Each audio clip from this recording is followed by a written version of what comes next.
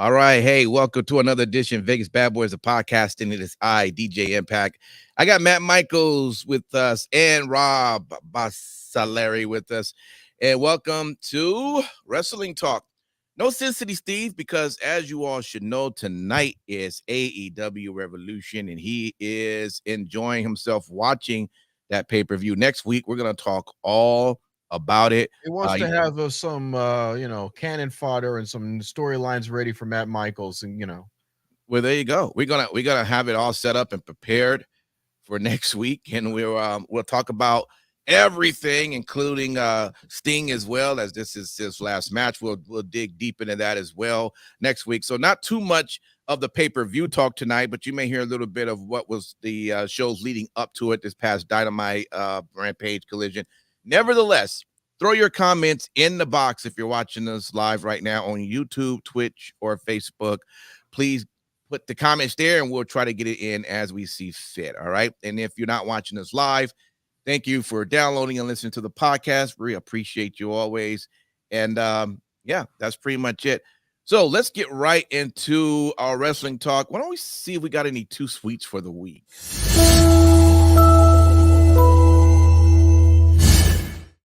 I could tell you my Too Sweet for the week. Let me get my acting together. Let me see. Hold on. I need you to do something for me. I need you to acknowledge me. Bravo! Bravo! Yes, he did such a great job. Thank you, guys. Nobody's clapping, just me? it was okay. I thought I knocked that out of the park. Anyway, that was Practice Living Crackheads was far better. That was my highlight, because when he stopped The Rock from going right into his thing, I was ready, man. I came a kid again. Right when I need you to acknowledge me. That's right, man. That's my highlight right there. I don't know. Let me ask you, Rob, what was your highlights this week? Steve Macklin, besides Cactus Loving Crackheads, Steve Macklin versus Speedball Mike Bailey TNA. They had a banger of a match. It builds towards a bigger storyline. And to see the Rascals dressed up like Full Metal Jacket. They're dressed up like Full Metal Jacket. Uh-huh. The dude's got the glasses on like Private Joker has. They've got their Rascal shirts, but now they're like Marines in training under Steve Macklin. It's entertaining. That's their gimmick now. Their gimmick is that they're Marines in training type thing. They're in boot camp. Okay. They're in boot camp, and that Steve Macklin is like their drill instructor, kind of. Okay.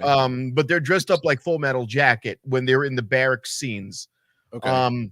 So they're in their underwear.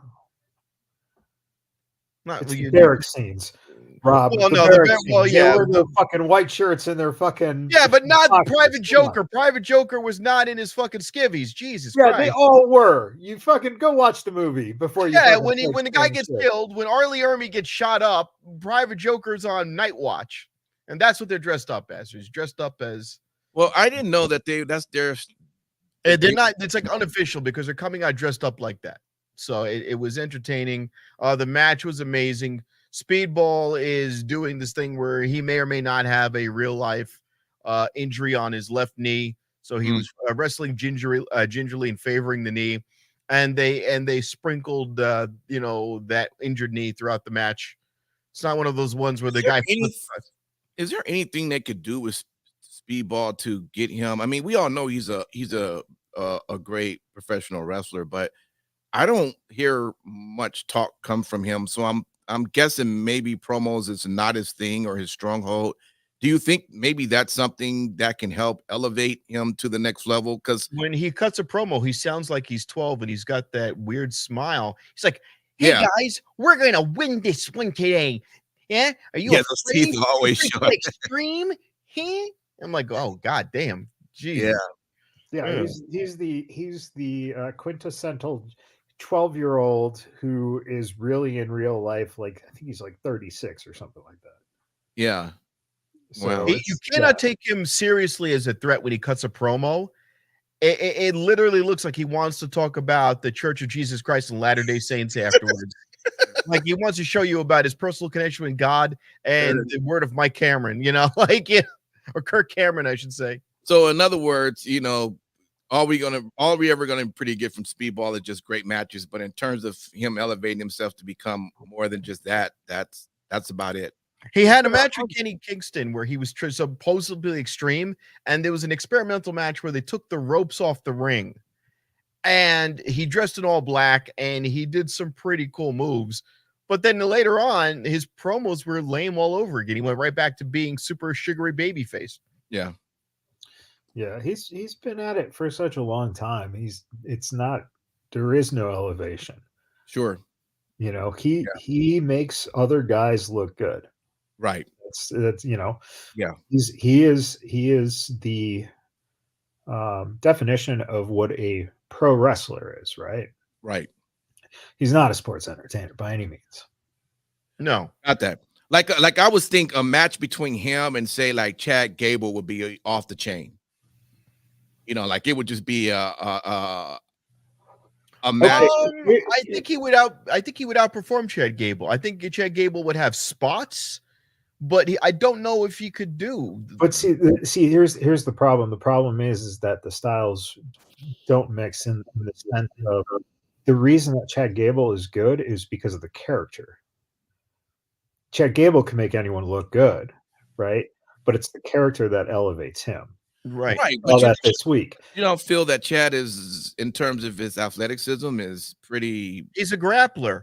Speedball is somebody who's going to be doing high flying. True, that's true. And the other thing too is that Speedball is very equivalent to the if Steve Blackman was just a flat out baby face back in the day, right? Yeah, right. He's that kind of thing because he's good, but he's very flat. So right. When you put him in a match with someone who has personality, he's doing a lot of work to, really put that guy in a position to shine, because that's the emphasis. Those are the guys you're seeing. Like he had a match with Jay Vidal, and Jay looked fucking amazing. Right. Because Jay is, getting a chance to start showing the character and the personality. And a match with Mike Bailey automatically elevates you, because if you look good with him, then you're considered legitimate. Now, if your character starts kicking in, then you have it made. Then you're climbing up. I understand. Okay. Let me go to you, Matt. What is your two sweets for the week? There's a couple things going on, and I think it's really kind of nice that we're going into WrestleMania, into the leading 4 weeks, without having a clear-cut card, right? Sure. We're starting to try to figure out where everything's going. Like this Gunther thing. Gunther, where is? And by the way, what happened to Gunther? It's now just Gunther. Right. Like, what the fuck's going on with this? Now everyone's just calling him Gunther. Right. So it's very interesting because you had Chad Gable, wanting his shot at it. You have Sami Zayn, and you had Dominic and the Judgment Day. It almost seems as if it's setting up to be a fatal 4-way or something like that for the IC belt, in which if he loses the match, he doesn't have to get pinned. That's how you get the title off of him. Makes sense. So I got a feeling that's what they're building towards, is somehow he loses without. And Damian could be in that match and still hold on to that briefcase and cash that in at whatever. Yeah. Okay. Yeah. Sure, you can have him still hold the case. I'm assuming he's going to. I thought he was going to just cash it on McIntyre, spoil McIntyre. Well, he can. That's what the story leads to, right? It makes sense because of the fact that he had that tension with McIntyre in terms of being part of the Judgment Day. So, that would make sense. But why Why would you have Drew McIntyre beat Seth Rollins only Right. to then lose right away? Exactly. I really would don't do it only because you know that you could now create a feud with the Judgment Day that would last till SummerSlam. But then that makes him a face. right. Yeah, I mean, yeah. He's I don't know what he's trying to do though, because there was a few Listen, times he was getting pops and he was going babyface route. He's been kind of riding the wave on that. Well, the Judgment Day is You talking about Drew or Damian? Drew has been going up and down because he's gotten some pops here and there, and he's tried to. It looks like he's going to go face, and then he does the little swerve. Listen, Drew is in a position right now. Like when I watched the promo on Monday, I'm thinking to myself, like, what he was telling Seth, like, dude, leave the bloodline alone. Let's just have our own good match. Let's put something on. Let's let it be fair. Stop messing with these other guys. You keep getting in their drama, blah, blah. And as you listen to this, you're going, yeah. Why don't we just kind of let that? Now that's the polar opposite now, which made SmackDown really interesting. Well, I'm just, I get it, but I'm just, I'm just going by just showing, how Drew is being made to make sense. And Seth again, go ahead. Isn't that a heel?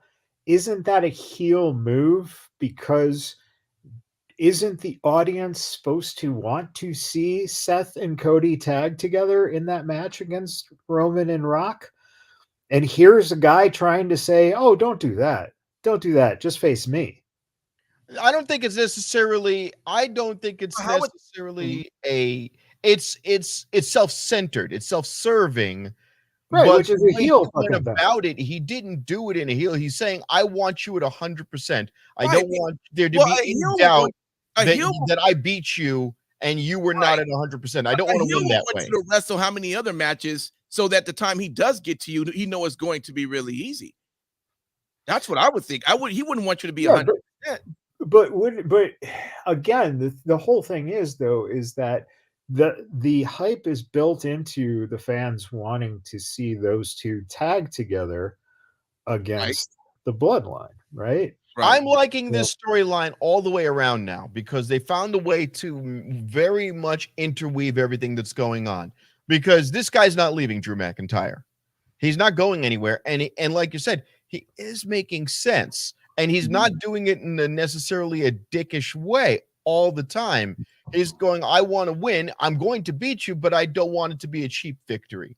Right. And while he's having this moment where he's basically saying to Seth, you're so injured and you're going to be so worn out that it's understood I'm going to beat you. And then Damian Priest comes and takes the easy win. I think it's just setting it up for fans to know, because as far as it only makes sense for especially the fact that if Seth is going to now have two matches that night, and granted, we know Seth is not going to really be 100%. It only makes sense for Drew to end up winning that night. So I guess it's at this point, you got to start sowing the seeds of what's more than likely going to happen. So is there any possibility though of remembering the fact that Seth is and has always been a Shield member? Can Seth screw Cody in that tag match? Oh, and then it becomes the bloodline rules for the main event. I think I put it this way. I believe. Well, okay. I do think they're going to lose that match. Period. Yes, it's going to absolutely. Okay. But someone told me, because everyone's giving their speculations, and I didn't even think about this. And maybe you guys heard it. Maybe he heard it off of some show or Reddit. But he said it only makes sense for actually for the Rock to actually turn on Roman and to help Cody in that matter to win. Not in that match. I will say this. Hold on. When The Rock said, but the rules and the stipulation with that was if of course if the bloodline is right, if it's bloodline rules in the main event, and I said that weeks ago, dude. Right. that Right. The Rock turns on Roman, and that sets up Roman versus The Rock in your. Well, we knew it was going to happen when he said, "I acknowledge you. This is my family." Yeah, he said he wanted to be there. He's already laid the groundwork. As soon as he did that, I knew he's going to turn on him. It was he cemented it at that point. The question is, and now thinking about it, we're assuming Seth has 2 matches. What if Damian pins Seth during that tag match? Oh, so the tag match happens, that finishes up, and all of a sudden Damian comes in, cashes in, and pins Seth, and now the main event, the match is actually Drew versus Damian. No, I you know what? There's only one way to tell. That would be a twist. If Seth is really that hurt. Is that a risk? That it depends on how they bill it, though, because if they're billing it that on that second night or the first night, it's going to be Seth versus, Drew McIntyre. You're not going to do all these posters and this, that, and the other, and then pull him off the card at the last. You're not pulling him off the card. You literally are having a guy cash in a fucking briefcase. No, that's the whole point of the thing. It depends on how they set up the first night and the second night, I guess, is what I'm saying. I guess it boils down to how they're going to bill night 1 and night 2. Does that make sense? Well, I would assume they're not going to have. I wouldn't have the. It would be a mega swerve if they did it the way you're describing, which I have no problem with that. I don't mind that at all. I'm assuming they don't have that title match on night 1. You have that title match on night 2 because if Seth is going to work it, then you're having him work 2 matches in one night, and he's hurt, and that makes no sense. I also think, honestly, if I'm smart, I make that the first match of night 1. That makes sense. Because then you close night 1 with Rhea versus Becky. Right. Which honestly, that match has no bearing. Which Rhea retains. My prediction. Well, you would assume Rhea should retain, but that's the question now. I think that for the first time that we're seeing it, I think in this whole reign, it's actually someone that you can actually question if she would lose to Becky. I hear you. I think they kind of want to keep building on this ride of Rhea right now, and this is one of those things that's working. So why stop it at the moment? It will lead to where does Becky go next, because she's been promoting this as this is something she needs, and and if she doesn't get it, I don't know where she's going to think to go next. Becky can ride it out for another few months without having a major belt. Yeah, but considering Bayley is at this point definitely, I think, going to win this title now that Dakota finally, because I didn't know how that I thought they were going to literally go up to Mania where Dakota's still acting like they're cool. We never seen Dakota in gear in a long time. So when she came out there, she still didn't even fight. I don't even think she can fight. I don't think she's medically. Well, I mean, fit can or not, she still can. She can still move around. But when she came out with the gear, I'm like, there's no way. I don't think she can. I don't think she's medically cleared to fight, which is why they crafted it in the way they did, where she gave the appearance that she was about to do something. She has to be. She's medically cleared. It just doesn't mean she's ready. Right. She has to be medically cleared. You can't be out there without being medically cleared. Because she's been limping around for a minute now. And when she got out there, it's not like they made any mention of, oh, are you ready to do this? Like, I didn't remember seeing any promo being cut before where they addressed the fact that she hadn't been in the ring in a while. They kind of glossed over that and went skipped right ahead to, oh yeah, they're having a tag match. Wait a minute. Until I see anything different, and they're always swerving on me, WWE, every time I think every time I think I got it, I'm like, oh shit, I gotta go back to the table. But as of right now, for me and the women's, Rhea wins. You have to go to the Rhea wins, and yeah, I got to go back to the table and figure it out again. And Bailey gets it. So we'll see how it's interesting too if you look at all the setups right now. Where's Bianca? I know. And my other question was, who's supposed to have the back of Bailey as well? And I was trying to run through the list, and I'm like, well, Bianca can't be a part of that. Charlotte is not ready. Well, they keep showing her on SmackDown. You already know who I'm going to say. They've been showing her every promo. It's been on SmackDown more than the other two. Well, Bailey needs help, is what I'm saying. It's now she can't go in there and not have that in that title match. So WrestleMania is an opportunity to bring out Jade Cargill. They keep teasing. But why would Jade help Bailey if Jade's goal is to win the championship? Use her as the tough guy in the background to be her bodyguard for a while until she invariably screws her over herself. What? Yeah, I don't know. I'm stretching, but the reason why I said you need to put her on fucking SmackDown. They need to put her on the fucking what I said. Wait. They've been teasing her, and they keep having her with Nick Aldis. Now it's been like 3 weeks in a row that she's been having this talk with Nick Aldis. They did the same kind of thing with Braun Breaker. He showed up on the main roster. Now they're doing it Braun with Breaker her. Actually wrestles. He is fucking training still. They're still seeing what they fucking have to do if they need to keep seasoning. I don't know. I'm just throwing it out there. I'm not saying like this is. I'm not going to say this is what they should do, like I was saying earlier. But I'm saying signs are pointing to she's going to be on SmackDown, and she's the only person left of any clout that you could throw in there and have her do help Bailey. Yeah, that's what we're talking heavy. Which doesn't require her to be Bailey if her goal is to win the championship. That's the thing.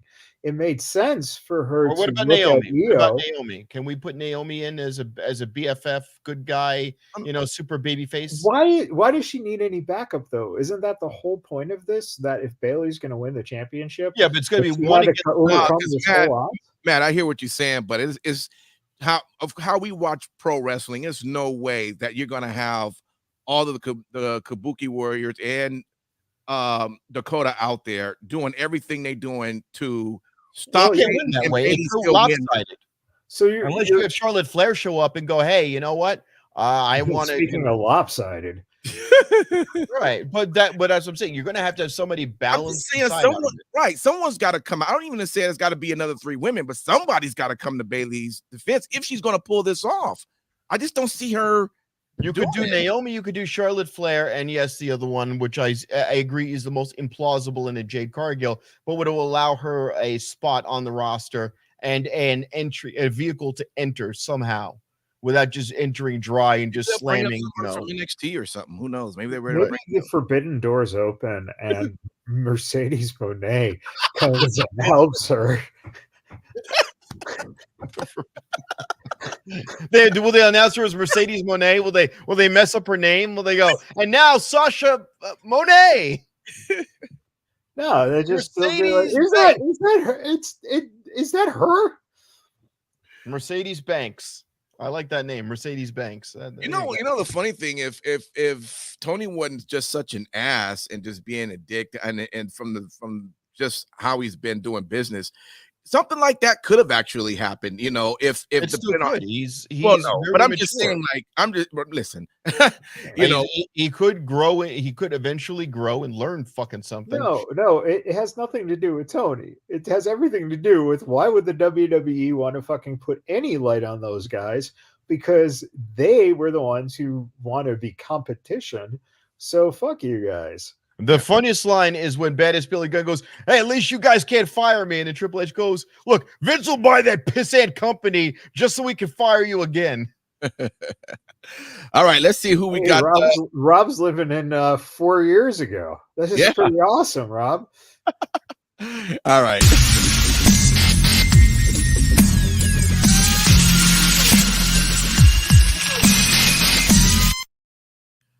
All right. Oh, look at that. American Bam Bam. I was wondering where you at tonight, man. Thanks for showing up. Appreciate it.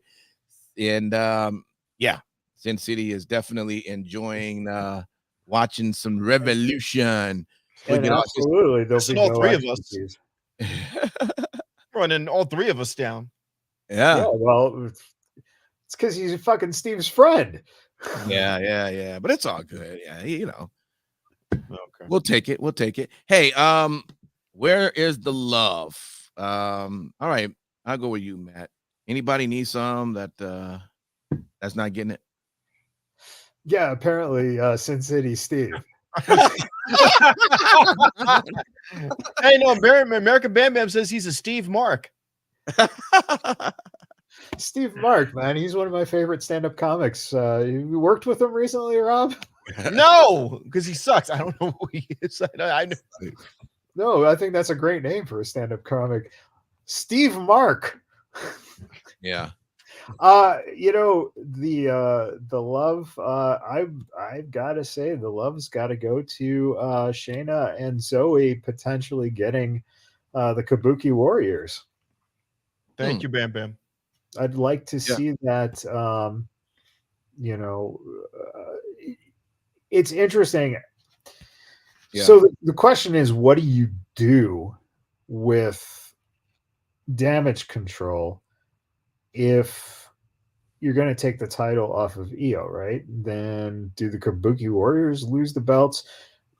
Are you stripping them of everything all at once? I think you still keep the titles in them, and you just, you know, make it as if they're still. Do you even call it Damage Control? Just absorb them all into Kabuki Warriors and drop the Damage Control name. I mean, that could be. Yeah, or I don't know, Sushi Row or something. Jesus Christ. No, they came down the ring and it's Asuka and I can't remember, and Kairi Sane. When they came down, it said Kabuki Warriors, and they just kept playing Kairi Sane's music, and they didn't even mention Asuka. They made that mistake, I think it was on Monday night, when they walked down the ramp, and there was no mention of Asuka in the Titantron as they're walking down the ramp. And I'm looking at this, and I'm going, they're kind of doing this on the fly. I think they don't know if they want to be Damage Control or just call all the three women, you know, Kabuki Warriors, and just use Dakota as what they've been using her for, which is just the verbalizer. She's just a mouthpiece. She's a translator. That's all she's there for. Yeah, it's also going to be interesting to see if at some point they basically have them. So they use Dakota essentially to overcome Bailey, and then once get rid of her, to get rid of her. Yeah, they don't need her. She doesn't add anything to the three of them. And they're most likely going to have at least one other member joining from Japan. So, oh, that's right. Yeah. Mm-hmm. Yep. So it'll be a complete Yoshin. Is that what you say with the that style of Japanese wrestling? It'll just be basically just an all Japanese NJPW looking stable. Yeah, I don't know. To me, like a fucking massage parlor more so than anything. Oh. The happy endings. We'll call them the happy endings. Pal. You know what? We're going to have to close out this show because I want to finish strong. Yes. Rob, let me just go to you.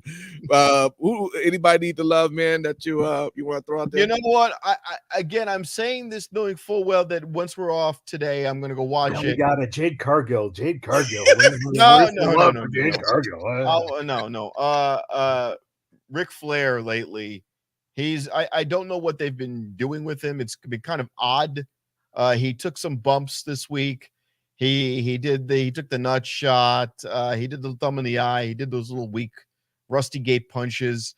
You've already mentioned the others. When it comes to Shayna Baszler, all of the women on Raw are basically just cardboard cutouts. I fast forward through the matches because those matches have served no purpose whatsoever, unfortunately, and not because there is a good talent in the ring, and not because some of them can't even cut decent promos, but they can't get the two together. And I feel really bad, really bad for Nia Jax, because she should be a babyface. She won that strap when she was a babyface, and she was being bullied, and they did the bully angle that, you know, they were calling her fat and they were calling her stupid. And so what happened? She got the stupid belt and she ran with it for a while, and that was the best she ever did with connecting with an audience, was when she played it as a babyface. The only way I could see her connecting with any group right now, they mentioned her in that stupid tree, put her in the Bloodline as a women's division of the Bloodline. And you know what? Add Naomi to that too. I would love to see them take those two women, because there's nothing really strong going with them, and say, you know what? We want you to be our enforcer in the same way that Judgment Day is Rhea Ripley. We want you to be the women's arm of the Bloodline. One on SmackDown, one on Raw. Go in, claim your dominance, claim your Let's bring her into the Bloodline when the Bloodline is dissolving at this point. No, but we don't know what they're going to do with that.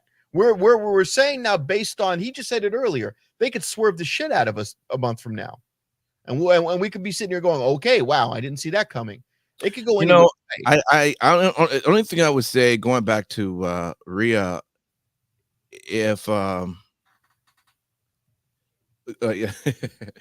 I'll kill myself. He's looking at American Bam here. And then I'm going to turn on Busted Open and hear Dave LaGreca go, just Dave LaGreca shot himself in the face.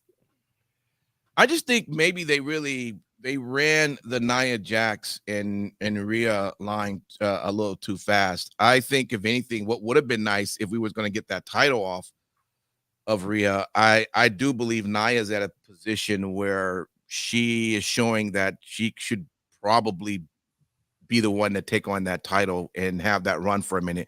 I don't know, how do you book someone, interrupt you right there, though. Someone continue to be so dominant and then they continue to take L's. She takes the L's, and she's coming off as a heel. Then she goes on social media and freaking does two steps and she's a baby face, so to speak, and all goofy online.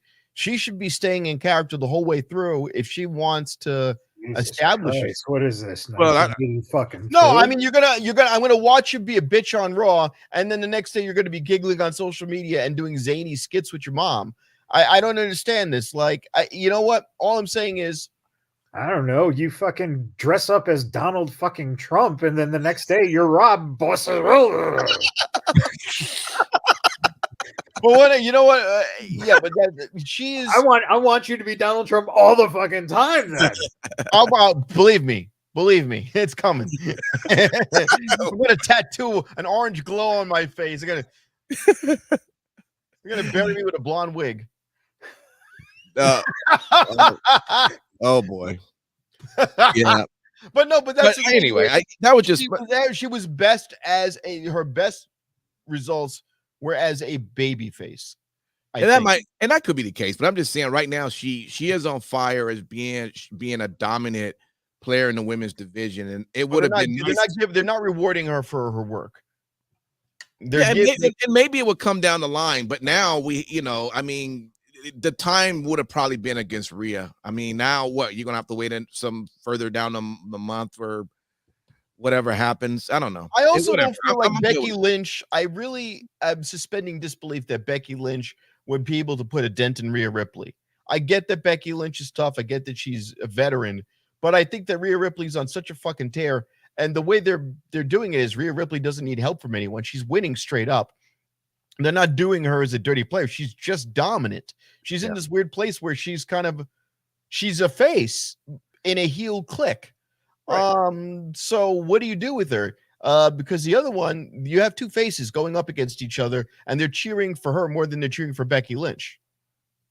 That's, you know what, though, but that's the whole thing. The whole thing is that's what you need. It would have been better to keep Nia Jax, for maybe swap it and put Nia Jax out there for in fucking WrestleMania. Nia Jax in the main event. Jesus Christ, get the fuck out of here. Or a triple threat. A triple threat. Jesus, what the fuck, dude? However, is a triple threat with Becky Lynch. Because what are you gonna do if Becky Lynch isn't as over as Rhea Ripley? Becky Lynch is the fucking man. That's her fucking moniker. She has to fucking prove that she's the goddamn man, right? Well, you do that when you take the pills and get the surgery. Well, I mean, obviously, Seth likes the man. So. Hey, yeah, baby, taking it up the ass. Woo!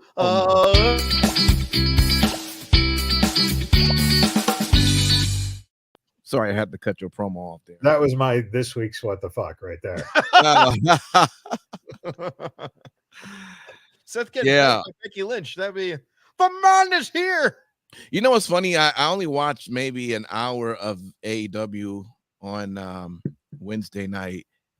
That's one thing you've watched all year. Stop it. I'm trying to slowly get back in it, but I didn't know. Why? Because I need to get back into the I need more content for WTF for the week. So that's pretty much that show. TNA is impressing, and their audiences are growing. Their rooms are filling up a little bit at a time. I'm happy. Let me I didn't know that, like how Dominic Mysterio gets booed when he has the mic. I didn't know in AEW that's the same thing with Don Callis. So apparently, whenever he talks, they just boo the hell out of him too. So that's that. I guess that's kind of. Well, it's not necessarily they boo the hell out of him. The speakers over the loudspeakers do it.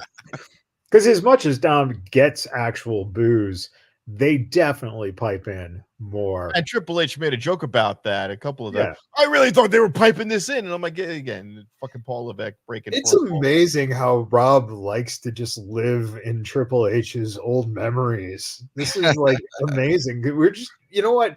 Forget 3 count next week. We'll just do a Triple H said show with Rob Bossellari.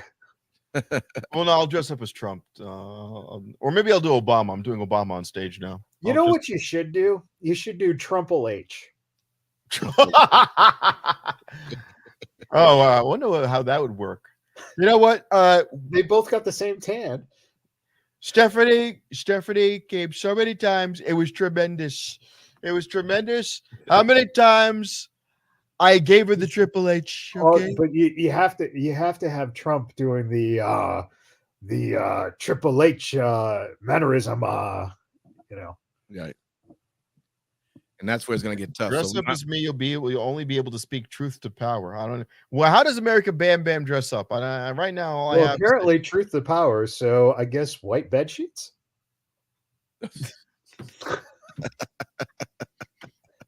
Woo!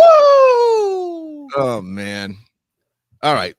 Anybody else got any WTF for the week? Segments of WTF.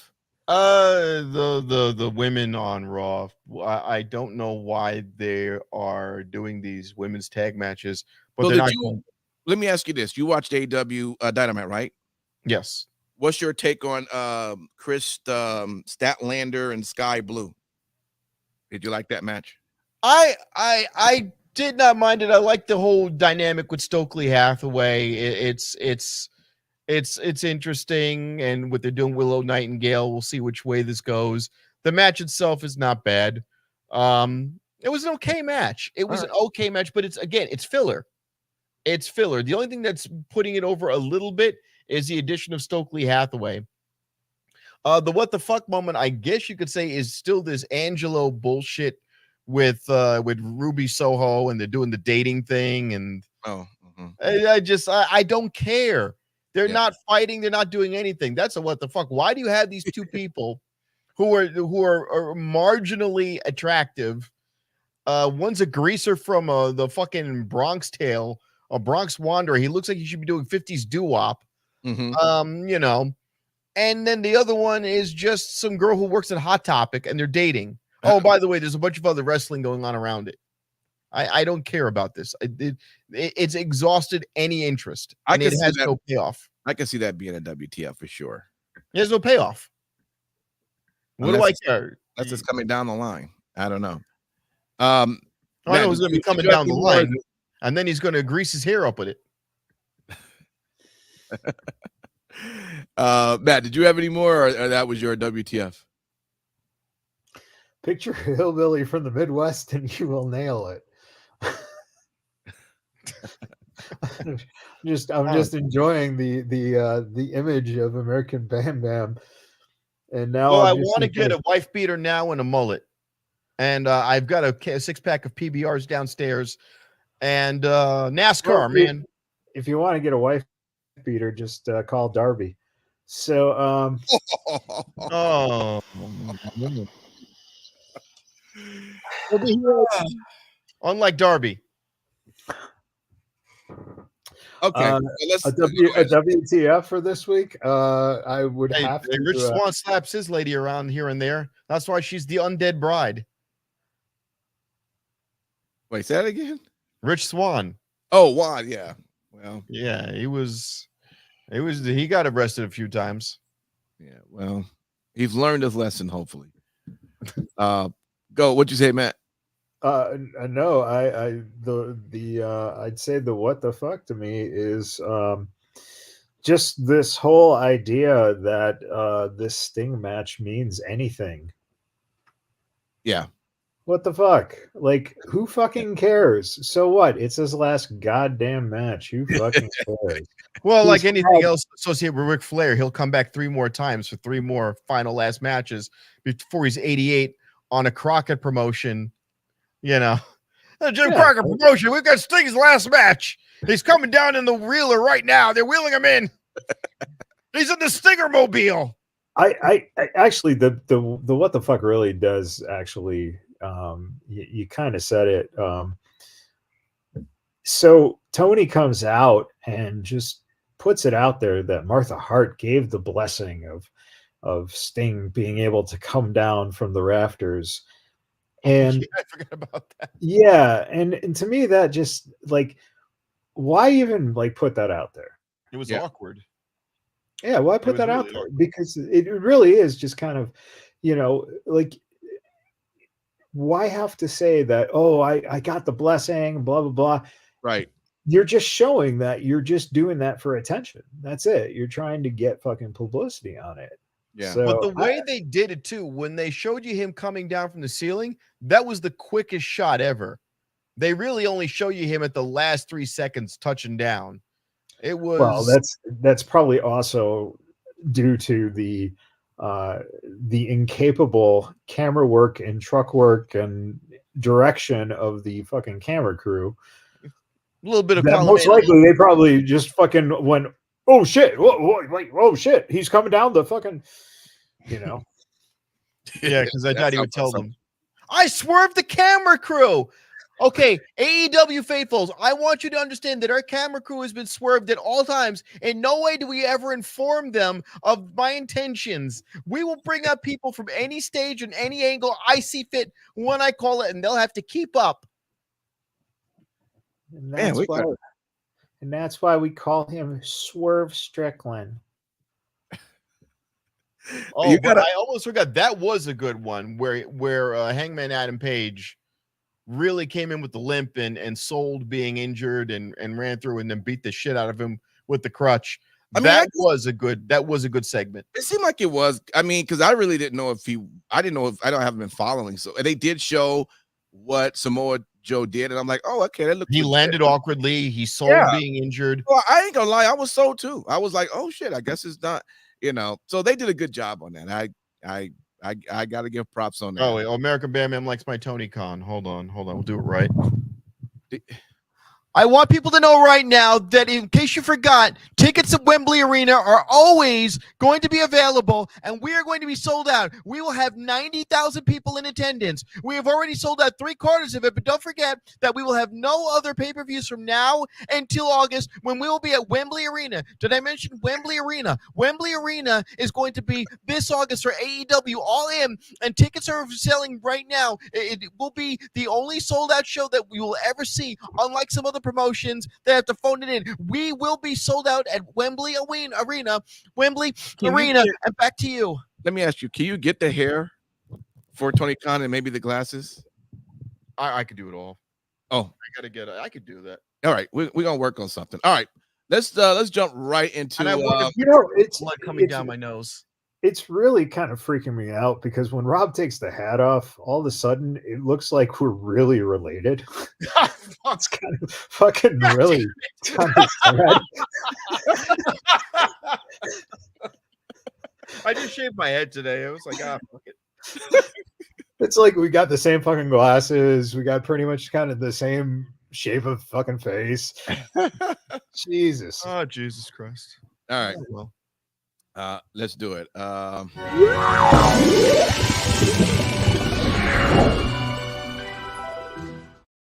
So we got to be looking out for something. Jade Cargill.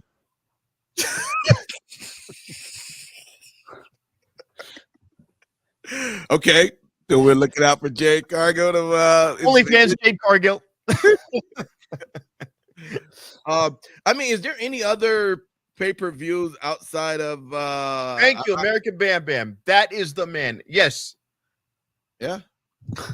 We're going to get her back under contract, and she's going to be on All In. We are going to be bottling Jade Cargill's bathwater. It's going to be on Shop AEW for $49.99 a jar. You too can drink Jade Cargill in, and she will be signing autographs at All In, which is already sold out, the most sold out show ever. We're not phoning this in. We're not giving out the tickets. This is going to be your chance to drink in Jade Cargill. $49.99 at shopaew.com. Tony, $49 to drink her bath water. Right, Tony Khan? Oh, he don't. Oh, yes. Hold on. Yes, Mr. Shivani. Yes, $49.99. You get to drink her bathwater. That is a steal. Go to shopaew.com, and you can also get I Drink with Jade. That's the official I Drink Jade's bathwater T-shirt. It's going to be on shopaew.com. Also, where you can get tickets to Wembley Arena, the sold-out show that's not sold out.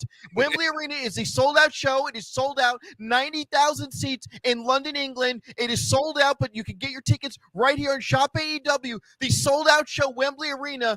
That you can get tickets for right now. It is sold out, Wembley Arena, 90,000 seats, sold out, but you can get your tickets right now. There will be no other shows. There's no other wrestling promotions around. It's sold out, but you can get tickets, right? You can get tickets right now. Tickets right now. In fact, we're going to put a phone number on the bottom. We're going to have a telethon. Shivani's going to get in the thong, and it is sold out. Wembley Arena sold out, but you can get your tickets right now. And with every ticket for Wembley Arena, All In, guess what? You also get a bottle of Jade Cargill. It's called Essence of Jade, and it is $49.99. Get your bottle of Essence of Jade with every ticket. It's just the leftover Chris Jericho champagne bottles with a new label over it. Oh, and by the way, right now, also, if for $199 more with your ticket, you can get a lock.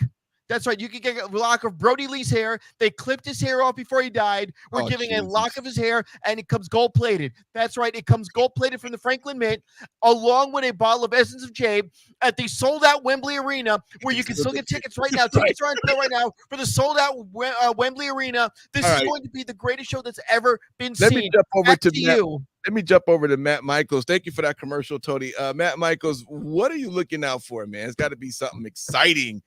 I mean, Mania, watching Revolution again. I don't know. What panties. We're going to get her activewear. Okay. We're good. Thank you, Tony. Go ahead, man. Wait, Tony wants to sell those tickets that's already sold out. Go ahead. I'm looking forward to Jade Cargill. Of course. First off, can we just say that Alexander Hammerstone is now TNA official? Right. And so we got he is doing, I think is it next weekend? Yeah, it would be March 8th, I think, he's doing the second match against Josh Alexander. So quick question. I like they're doing it that AEW style where they go, he is now in TNA. So I think that, you know how they so-and-so is now all elite. Yeah. I think that they should start doing, he is now totally nonstop. Or, hey, guess what? He's all Impact. They're not Impact anymore. Yeah, they're not Impact. No, they're TNA Impact. No, they're TNA. So they're all now total nonstop. Okay. When the announcement was made, Matt, had you talked already to Joe from FSW? Just out of curiosity. No, not necessarily. Okay, I was just curious. No, the announcement came. The announcement actually came, I think, on Thursday. I think we talked it came on Friday. So we talked on Thursday. So okay. I'm interested, man. When you talk with him this week, what is his thoughts? I'm pretty sure he's excited about it because, I mean, Dude, he's been putting in that. Well, I mean, now you have Jay Vidal, Chris Bay, and Hammerstone all on TNA. Yeah. So, I mean, you've got quite a bit of the Future Stars of Wrestling guys, and you got D'Lo, backstage. So, do you guys mess with the Freak Show Wrestling at all with like Sim Bodie and Karen Creep in them? So there is no Freak Show Wrestling anymore. There hasn't been for years. God damn, Rob, you just live in the fucking past. I didn't know if that was still a thing. Jesus Christ. The next thing he's going to say is, I can't wait to see Bret Hart and Shawn Michaels at Survivor Series this year. Well, I was going to ask about ECW. I want to see Al Snow wrestle Tajiri. So, all right. So, well, yeah, I mean, Hammerstone is something that should be very, it should be very beneficial for him. Yeah.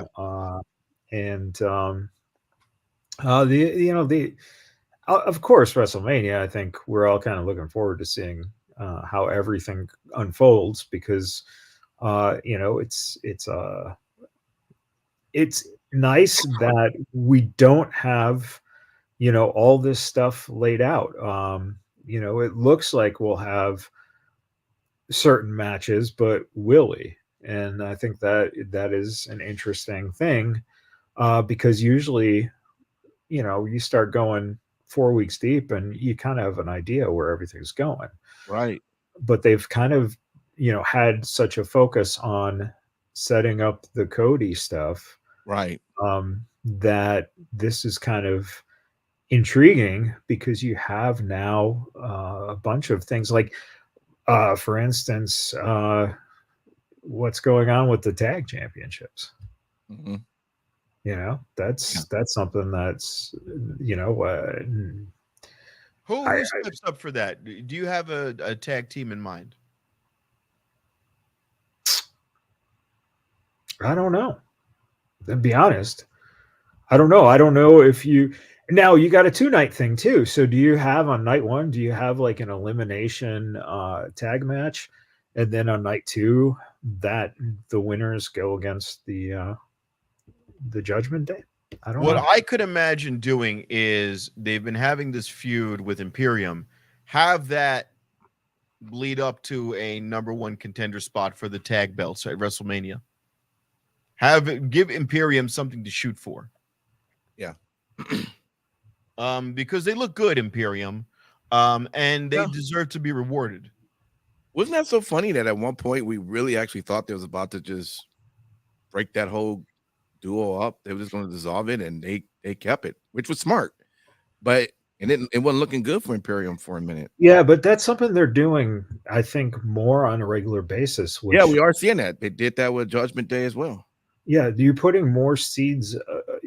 Again, I think that everyone kind of gave this this poo-pooing to the fact that Triple H used the whole thing about its long-term storytelling, right? Mm-hmm. We have the bloodline thing is, this is only, act 1. Right. And I think everyone kind of, was just like, oh, we're sick of this, blah, blah, blah, blah. And it's like, but that's what everyone kept saying. It was, oh, they don't follow, through with stories, and they just do the same things over and blah, blah, blah. And now you're starting to see that almost everything they do is done with the sense that the door is open. So then this way, you don't have to close it off. And I think that's very smart. Because again, Gunther is, you have him confronted by Damian Priest, right? You have him confronted by a heel. Are you making them face? Are you making the Imperium face? Because, the idea of Dominic challenging Gunther, I thought was fucking brilliant. Yeah, right. Yeah. No, mommy, I got this. And it looked like they might be setting up, which I think would be a fucking great match, with Andrade versus Dominic. Yes. I think that would be a fucking great match. Absolutely.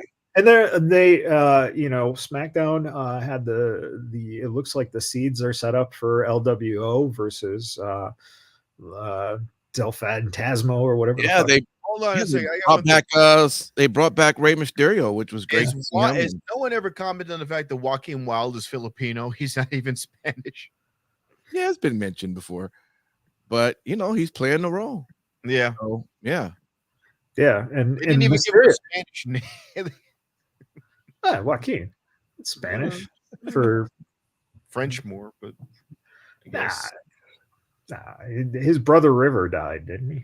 No. All right, let's get into Best in Show.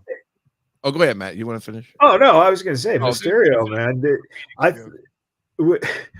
Did you not see that Mysterio has about as much gray beard as you do, DJ? Yeah, I saw that. I did. I was crazy, I think they were kind of like trying to do this. He's back from the dead thing. He looks a little bit older. He had the Japanese style mask, which he wore at WrestleMania last year. So I think they were doing that for effect, just to make it look like, oh, this guy's not dead. So and they kind of made him look old. He was limping in. It was an effect. He could shave down and look like he's 20 again. Honest to God, except for the chin hair, he doesn't age, that guy.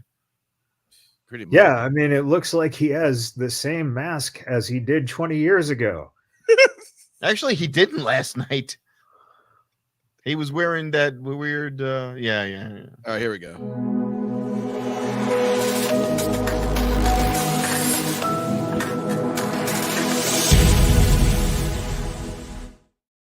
They unmasked him in WCW. I bet he looks exactly the same. What was your Best in Show, Rob? Best in Show had to be SmackDown. The scene with The Rock acknowledging Roman Reigns. Yeah. Paul Heyman is a fucking genius and an amazing actor. He really sold the response. The shock was By the way, great. one thing we didn't talk about, the idea that, and I ain't gonna lie, I kept looking at it too, like I was getting a little bit confused because Roman he didn't say nothing, but his looks was of some way aggravated. Oh yeah, the whole day he was paced because he doesn't want to be outshined by The Rock. The Rock is still the go-to guy. He is the most entertaining guy. The Rock was calling everything. Some might say it's electrifying tonight. Some might say this. He insulted the crowd and won them back in one sitting. But what was great was that I guess the camera angles really had Roman's looks, but they also had Paul's, and it was telling a story. Amazing. You've got Roman pacing back and forth like, yeah. We could go now. Wise men. I made my appearance. I did what I said I was going to do. I met my obligations. Yeah. I met my obligations. No, you're my tribal chief. No, my tribal chief. We have one more thing. If you smell. And now, wait a minute. I'm the top guy. I have to wait for my cousin, who's not even the champion, to come before I, the head of the table, am allowed to leave. Right, which means I'm beneath The Rock. So then at the end, him grabbing The Rock and going, you don't get to leave with the spotlight. I get to shine because I'm the top guy, and I needed to come out of your mouth. So let me ask you this: with all these other SmackDowns sold out, and The Rock's going to be on the shows, does The Rock, although he'll be there, does he kind of step back a little bit and Roman kind of takes a little bit more of that mic, or does The Rock continue? You can't, because you need to build the tension that Roman feels like he's still being outshined. Okay.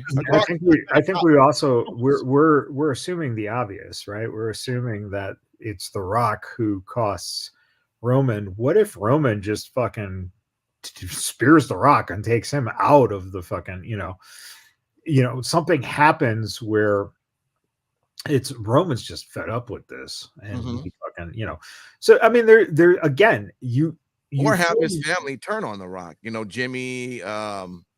Right, What about Jay? At any time, Jay is a dark horse. He could come out and do anything. Yeah, Jay ain't doing that. He's too big. They're working on building him. But Jimmy and Solo, they easily could attack. I don't know how successful they were. Let's be honest. I'm more so looking forward to Solo singing the national anthem. And I am almost 100% positive that Sefa did not see that fucking line coming, because Right. when the fucking Rock said that, you could just see on his face like, Yeah. motherfucker. He looked like he dumped him. He was like, Yeah, it's like, oh, fuck you, dude. Oh no. well, you want to see Solo's like, I was sing the damn national anthem, you cactus loving crackheads.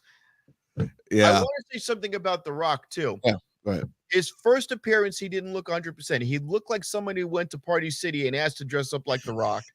He had that weird looking half rock vest. He had these weird glasses that didn't look 100% like what he would normally wear. This week, he looked one step closer to being in his costume again, into his persona. Yeah. He's slowly growing each week, it seems like, and getting more and more into being The Rock again and not being a visiting Dwayne Johnson. So I'm digging. Too, he's doing a lot of that too throughout the week on his social media. So that's another thing too. He's, when he was here 20 years ago, there was no social media. That was your only chance to see them was now. So you got to pay attention to so much more. Mm-hmm. Right.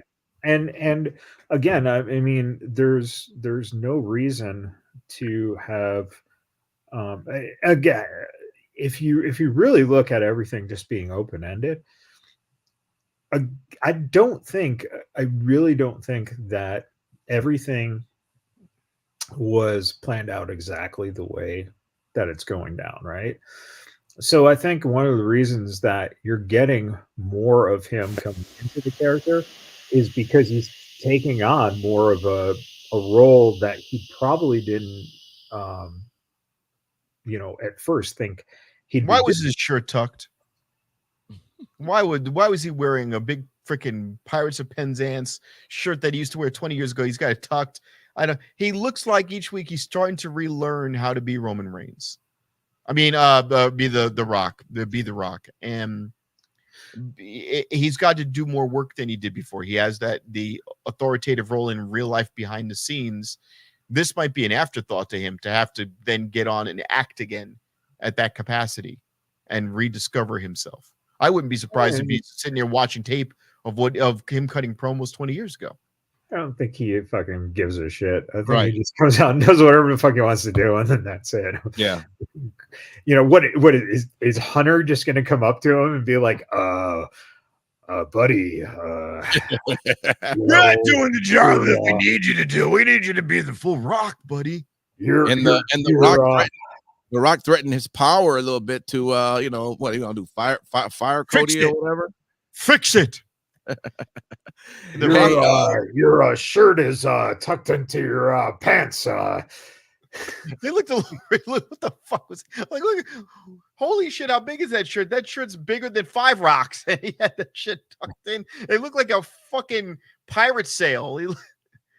Matt, what was yours? Was this also SmackDown, or did you have any other that was no? I think I mean SmackDown really kind of if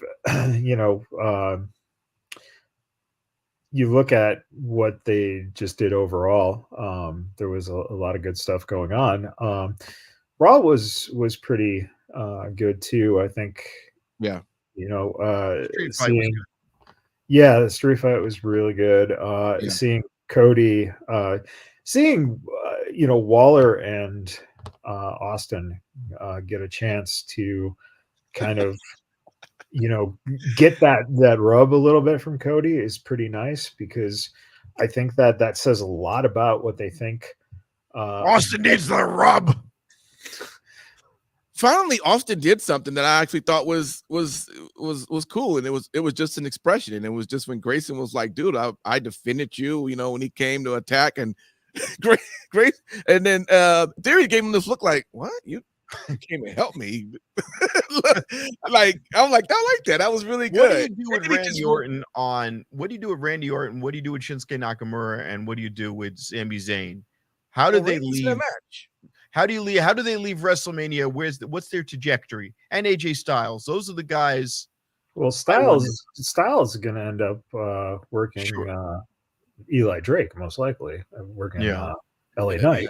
I would assume. I mean, that's what it seemed like they were setting up. If we're I would assume Orton's going to work versus Logan Paul. I would assume too. Let me ask you this though, Matt. I was thinking, and I was really thinking that Randy might really take this L. And I was thinking that because there's no reason why he would want, or even he doesn't need the title, and this is going to be a title match. So I'm just thinking, but at the same time, would this solidify now Logan if he? Yeah. No, I think that. Listen, over, I guess. Yeah. So the best thing about Logan Paul right now, he's probably the best fucking sports entertainer going. Right. True, I give it that. They're the video that they released, the WWE released this week, of him in the cage after he got eliminated, saying that he can't move, with the ref saying, well, you're rolling. I see you rolling. No, I can't move. And then him getting up and fucking punching out Randy was fucking brilliant. It just shows exactly the kind of thing that you do. If you have Randy win, it's because the fans want to see Logan Paul get his ass kicked. Right? Yeah. So the only way that you have Logan fucking win is by cheating somehow.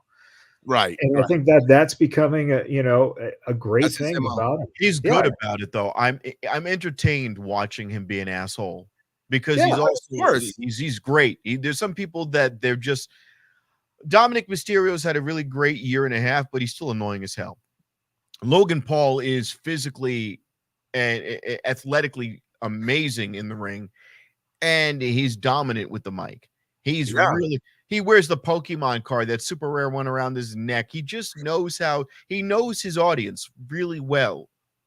Yeah. And he's using his social media knowledge to really just do such a phenomenal job. Yeah. That's the whole thing. And, maybe bring in Jake Paul to help him. It would be interesting, something like that.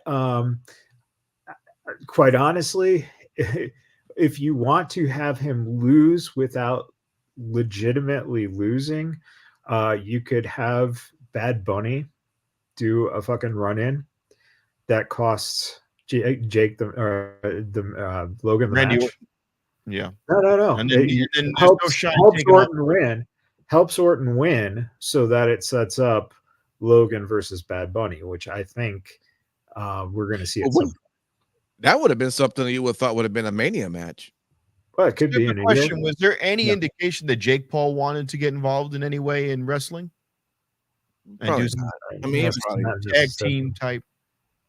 No, but that would be huge. A Logan Paul and Bad Bunny. Believe it or not, that would be like crazy. No, and I think I think that's what they're ultimately that's what they should be working towards, because that will break the fucking internet. Yes. Yes. How do you do that without the Miz getting involved in that? I think you would eventually you could find a way to incorporate him being a bit jaded, saying, "Hey, I agree." The Miz is consoling his friend R-Truth, please. Right. That fucking R-Truth segment. Yeah, the miserable truth. Yeah, and him fucking reminiscing with the T-shirt about the good old days. And then when he Regeneration X. Holy shit. It took me a good minute to figure out what Tom and Nick was in all. when he fucking calls Shawn Michaels and Triple H. Yes.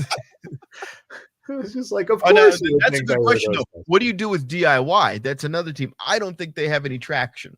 I think they're they're talented in the ring. But eventually, listen, remember, a lot of these people who you're seeing they come from NXT, and NXT, as much as we like to believe that they have the same amount of audience that a Raw or SmackDown, they don't. It's a lot. You know what NXT stands for, right? So, what is it? Next.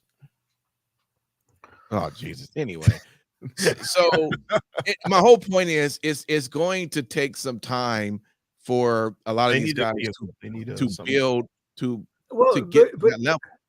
But you're again, I don't even think it's that. The problem is that everyone just assumes everyone should be built up and big and blah blah. No, it's the fucking main roster. If Johnny Gargano and Ciampa are not, they are not the fucking, they're not Finn Balor and Damian Priest, right? It's just simple. Those guys are there for a certain reason. Right now, they're there to, and they're putting other people over. What? Yeah. Well, they both sound Italian. Call them Italy's Most Wanted. Dress them up like Santino Morella. Give them the Cobra. Just call them just make them full-blooded Italians. Do the FBI gimmick. Bring in, little Guido, and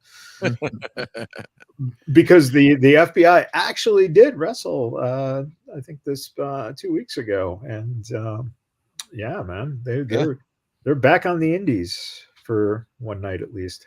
Yeah.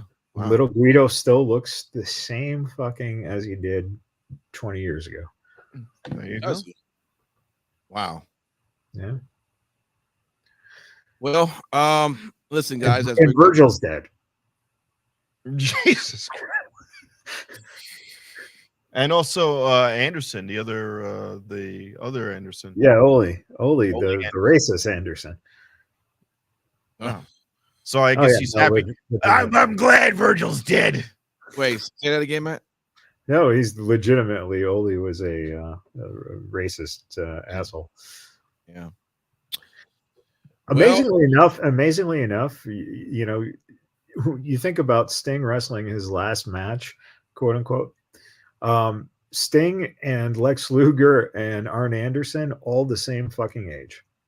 Oh, Jesus Christ. And Lex Luger's skin and bones. I could kick his ass now. Well, that's really nice of you to say. About a senior. Hey, this guy's dying. I can kill him now. I'll put him in the fucking rack. Arn Anderson has a broken neck and has had one for almost 30 years. I can fuck him up. I think he would fuck my ass up, but I think I can take Lex Luger, just sweep the wheelchair out from under him. Yeah. Or just give him some fucking pills.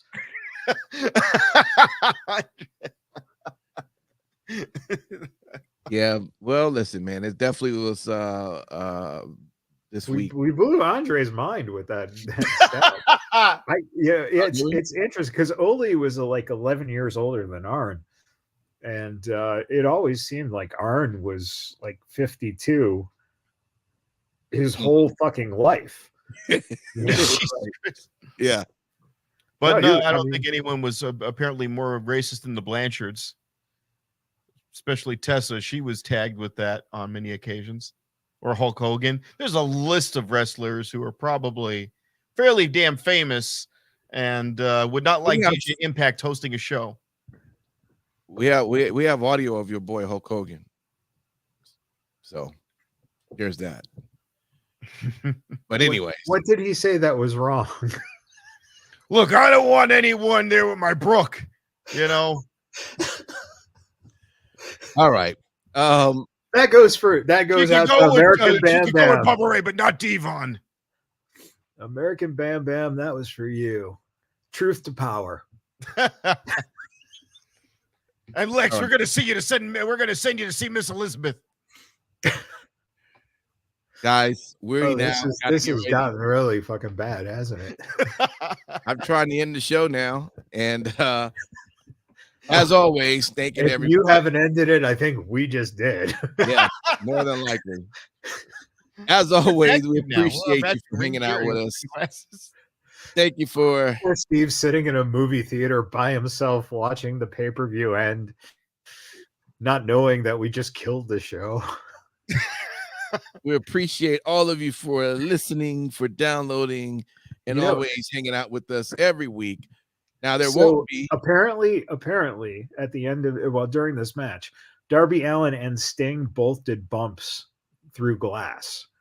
And it's ironic that you would be doing bumps off of glass on a Tony Khan production.